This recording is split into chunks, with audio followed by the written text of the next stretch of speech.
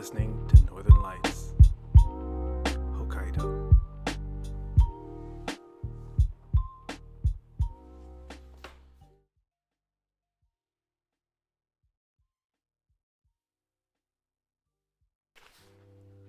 Good morning, it's Monday, January 5th, here in Asahikawa, Hokkaido, the base station.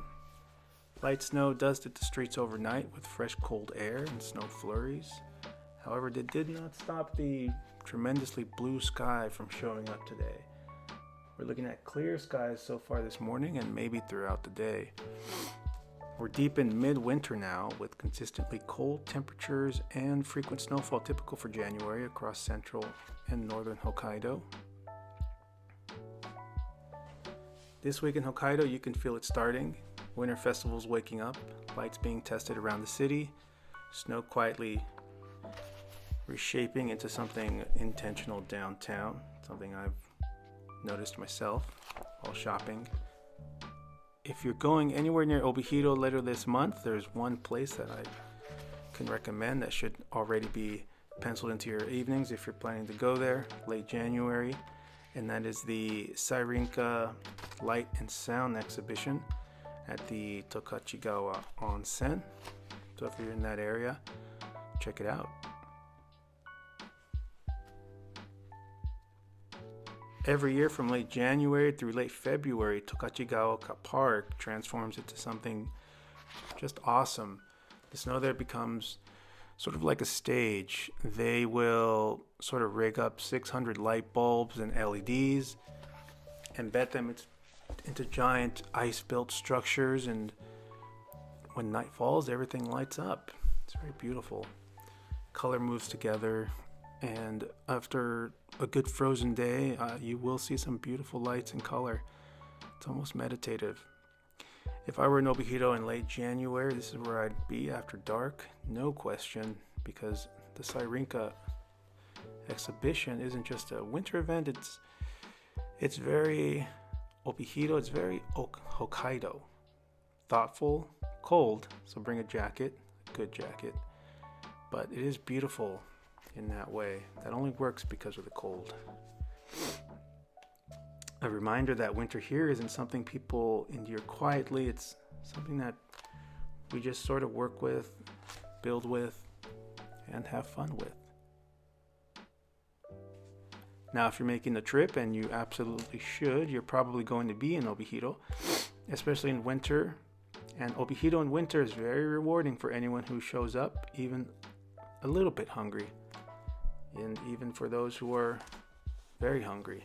Which brings me to, it makes me think about Butadon. And Butadon is very famous in this part of Hokkaido. If you're there, and every time I go there, I make the same promise to myself that I'll try something new, but I always somehow find my way to a bowl of Butadon. For the uninitiated, it's grilled pork belly laid over rice, glazed with sweet, savory sauce that feels just shy of being a controlled substance. Smoky, sticky, comforting in a way that only makes sense when the temperature is below freezing. This is good food. Yes, good winter food. And it should get you through the rest of January. You'll find absolutely famous spots all over Obihiro, and the locals will argue honestly about which one is better, but my advice is not to choose at all and just find a spot and start eating. Can't go wrong. And then, because Obihiro has good range, check out there's a great sugar and butter bakery. If you do one thing, have a visit to CranBerry. CranBerry is an amazing cake shop. The prices are suspiciously reasonable, and the baked goods have that dangerous quality where you take a bite, stop chewing, and just stare into the middle distance. They also offer sweet potato tarts, cakes, pastries, and I'll just have one is pretty impossible. You need one for the road. And of course, this is also Rokkatei and Ryugetsu territory, Hokkaido's confectionery royalty. So if you're there, pro tip, buy more than you think you need. Future you, cold, tired, back home, will be very grateful.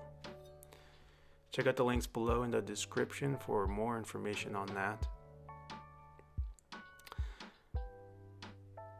Meanwhile, the Sounkyo Onsen Ice Festival will soon transform the Ishikari River area with giant ice sculptures and colorful night lighting. Perfect for an evening. Absolutely perfect. I've been here. It's absolutely wonderful. Went there last year. Will be there this year. Highly recommended. The festival itself holds sort of like a small city made entirely of ice. Just like maybe you may have seen on a news report or even a YouTube channel, but it is a city made entirely of ice. Not a couple of sculptures or just some food stalls. It's a full-on ice village. It's amazing. Towering over the frozen waterfalls, you get to walk through tunnels, you'll walk up staircases, you'll see walls thick enough to look as if they're permanent, as if winter decided to just build a small city here. Some of it feels almost absurdly ambitious. The first time I went there, I could not believe it. I mean, it's almost as if they could potentially build a cathedral there that you could walk in and out of. Absolutely beautiful. Definitely worth a visit. It's cold. It's going to be at night. However, the colored lights throughout the whole landscape will make this seem just sort of like a very dreamy backdrop. Steam will be curling up from the nearby hot springs that are right just down the street from the hotels, and it makes a beautiful scene. And if you can take night photos, I highly recommend that. You know, is it touristy? Yeah, but it's beautiful and totally worth visiting. But I would suggest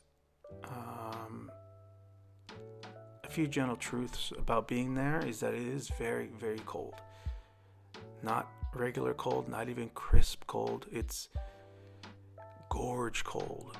Dress like you're about to emerge into the Arctic Circle. There's no negotiating with the winter there, but it's absolutely worth it. And it's best enjoyed slowly. This isn't a quick stop. Wander around, double back, check out the area, the small town. Let the lighting change.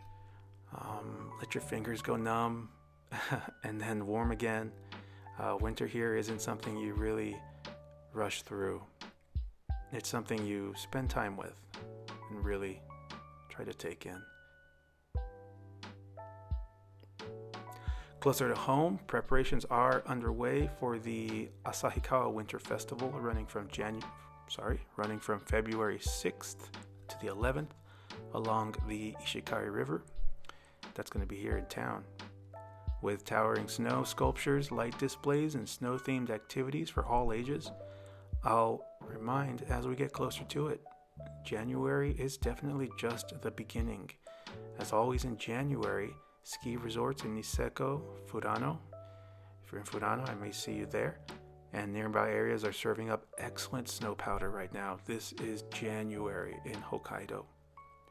Ideal for skiing, snowboarding, and of course winter photography. For travelers, this is a wonderful time to enjoy cozy cafes, warm hot springs, local winter cuisine like hearty soups and miso ramen to warm up after a day in the snow. With daylight around 9 hours and frequent fresh snow, bundle up warmly and enjoy Hokkaido's serene winter wonderland. January is the best time to be here. Everything is at its apex. Absolutely beautiful.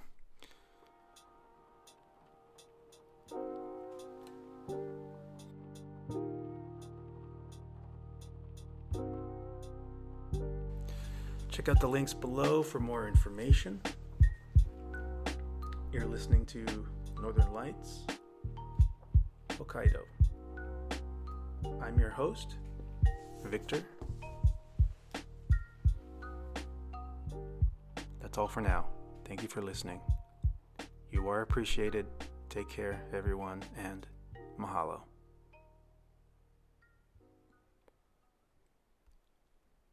This is Northern Lights, Hokkaido.